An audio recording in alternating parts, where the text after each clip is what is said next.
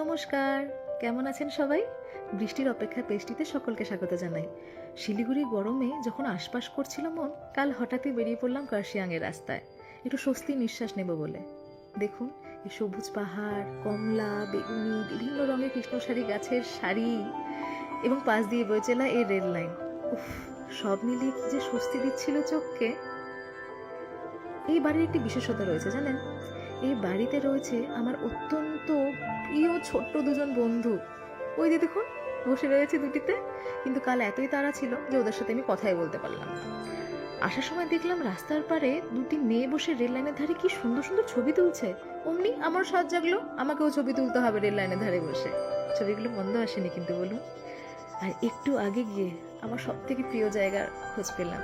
পাহাড়ের বুক চিরে ঝর্ণা বইছে, অমনি আমিও দাঁড়িয়ে পড়লাম তাদের সাথে ছবি তোলার জন্য। আসলে এই পাহাড় আর একপাশে এই ঝর্ণা, এই এত মনোরম পরিবেশে নিজেকে কি আর আটকানো যায় বলুন? গরম কিন্তু ভালোই ছিল, কিন্তু খুশির চোটে একদমই অনুভব করছিলাম না। দেখুন, আসলে এই জঙ্গল, এই পাহাড়, নদ নদী ছোট থেকে আমাকে খুব টানে।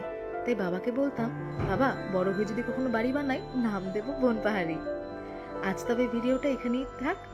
খুব তাড়াতাড়ি দেখা হচ্ছে আরেকটি ভিডিওর সাথে। সবাই ভালো থাকবেন, সুস্থ থাকবেন এবং ভিডিওটি ভালো লাগলে লাইক করে দেবেন। আসি।